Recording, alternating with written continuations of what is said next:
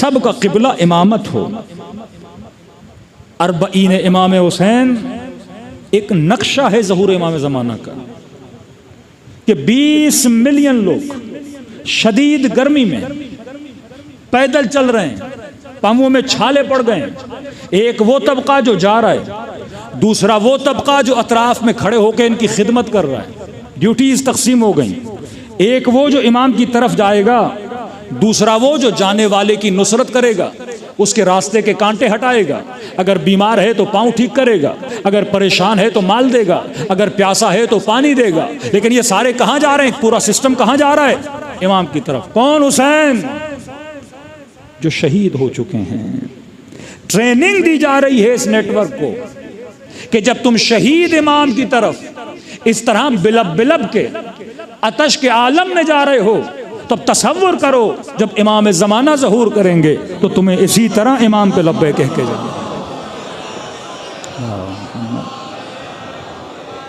न कौम, न रंग, न नस्ल, आप कौन सी लैंग्वेज में बात करते हो नहीं पता। कोई पर्शियन, कोई अरब, कोई कुर्द, कोई तुर्क, कोई कहाँ से, कोई कहाँ से, कुछ अफ्रीकन्स हैं, मुख्तलिफ लोग जमा हो गए। किसके नाम पे? ज़बान एक है और वो नाम हुसैन इब्न अली है। इस नाम ने लोगों को जोड़ दिया है। हमारे उस्ताद कुरान की एक आयत पढ़ते थे, इय्याका नअबुद व इय्याका नस्तईन इहदिनस सिरातल मुस्तकीम सिरातल लज़ीना अनअमत अलैहिम। ऐ खुदा मुझे हिदायत दे और मुझे उस रास्ते पे चला जिस रास्ते पे तूने अपनी नेमतों को नाज़िल किया। तो कहते हैं अगर फिजिकल दुनिया में ये रास्ता ढूंढना चाहें कि कोई ऐसा रास्ता दुनिया वाले हमें बताएं जहाँ पे नेमत ही नेमत हो, कि पूरी दुनिया घूम लो, वेस्ट घूम लो, ईस्ट घूम लो, यूरोप घूम लो, पूरी दुनिया 2 किलोमीटर का रास्ता भी नहीं दिखा सकती जिस पे नेमत ही नेमत हो। लेकिन आ जाओ मकतब अहले बैत में 70 किलोमीटर का रास्ता है जिसके हर मीटर पे नेमत ही नेमत है। कोई दुनिया का ऐसा रास्ता नहीं। खाना फ्री, पानी फ्री, हर चीज़ आपको फ्री मिलती है। अरबईन में कहाँ दुनिया में इतनी सखावत, इतना ईसार मिलता है। ये नतीजा है इमाम हुसैन के ज़िक्र का, इस नेटवर्क का, कि यहाँ मुअल्लफ़तुल क़ुलूब है। अहले बैत ने आपके दिलों को क्या कर दिया है? आपस में जोड़ दिया है। अब इतना पावर आपके पास है। लेकिन कल की मजलिस में मैंने आपकी खिदमत में अर्ज़ किया, ये तब होगा जब हमारे अंदर वाहिद लीडरशिप पैदा होगी, जिसकी ट्रेनिंग आपको नमाज में दी जाती है। इमाम जमाअत, बच्चा मस्जिद में आता है, इमाम जमाअत को देखता है। पहले इंतखाब इमाम है। जब इमाम का इंतखाब कर लिया और कहा अल्लाहु अकबर, अब जो इमाम कहेगा तू करेगा, जो रहबर कहेगा तू करेगा। रहमाउ बैनहुम अशद्दाउ अलल कुफ्फार, जब काफरों के मुकाबले में जाते हैं तो इनसे बड़ा कोई शदीद नहीं। लेकिन जब आपस में आते हैं तो अरबईन हुसैनी का माहौल होता है। कोई शरबत पिला रहा होता है, कोई पानी पिला रहा होता है, कोई पाँव दबवा रहा होता है, मुख्तलिफ खिदमत में। एक मौक़िफ़ में हम गए तो वो साहब हमें लेकर गए कि मौलाना वो देख रहे हैं टॉयलेट को बंदा साफ़ कर रहा है। मैंने कहा ये मल्टी बिलियनर आदमी है, मल्टी बिलियनर। शायद इसने गाड़ी का दरवाज़ा भी कभी खुद न खोला हो। इतने नौकर, इतने चाकर, अफ्रीका का एक बहुत बड़ा बिजनेसमैन है। लेकिन यहाँ पे आ रहा है, जिन वाशरूम से में इमाम हुसैन के ज़ायरीन तहारत के लिए जाते हैं वहाँ पोछा लगा रहा है।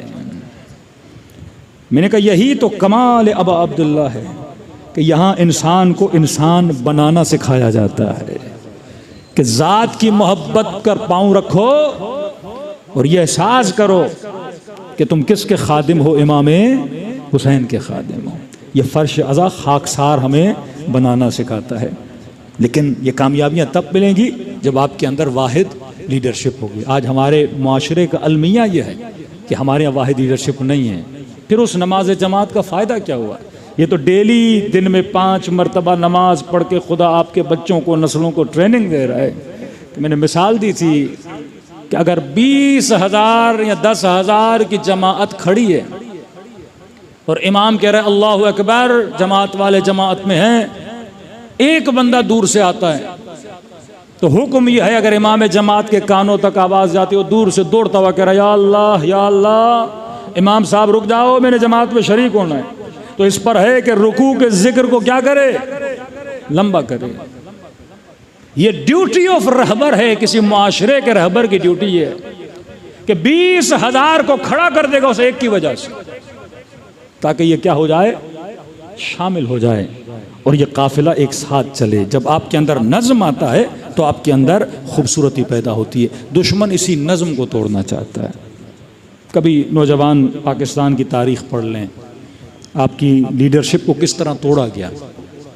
मैं कभी खुल के बात करता हूँ, आजकल नहीं करता, काफ़ी लोग नाराज़ हो जाते हैं, लेकिन इबरत लेनी है ना। हम जब तक अपनी गलतियों से इबरत नहीं लेंगे, ये मसले का इलाज तो नहीं है कि मौलाना जिक्र न किया जाए, मामलात को दबाया जाए। भाई फिर बच्चे सीखेंगे कैसे, नस्लों को पता कैसे चलेगा। कुरान बार बार कहता है वातबिरू वातबिरू। खुदा अपने नबी पे गैरत नहीं खा रहा कि अगर हजरत आदम ने जन्नत में फल खा लिया तो खुदा कहता है फल खाया, मैंने सजा भी दी, मैंने जन्नत से निकाला भी। भाई रब की दरबार में कोई माफी नहीं है गलती की। गलती की है तो क्या करो, इबरत हासिल करो। वातबिरू या उलुल अलबाब। उम्मत गलती करेगी। इमाम हुसैन ने कहा मेरे साथ चलोगे तो शहीद हो जाओगे, मुसल्लमात में से। अगर हुसैन का साथ दोगे शहीद हो जाओगे, लेकिन फरमाया अगर मेरे साथ नहीं चलोगे तो हुसैन के बाद खुश भी नहीं रहोगे। ये मत समझो कि करबला में मेरे बच्चों को शहीद किया जा रहा है, तुम्हारे बच्चे बच जाएंगे। वाक़े हर्रा में 2000 के करीब फर्जंदान असहाब रसूल को मदीने में मारा गया।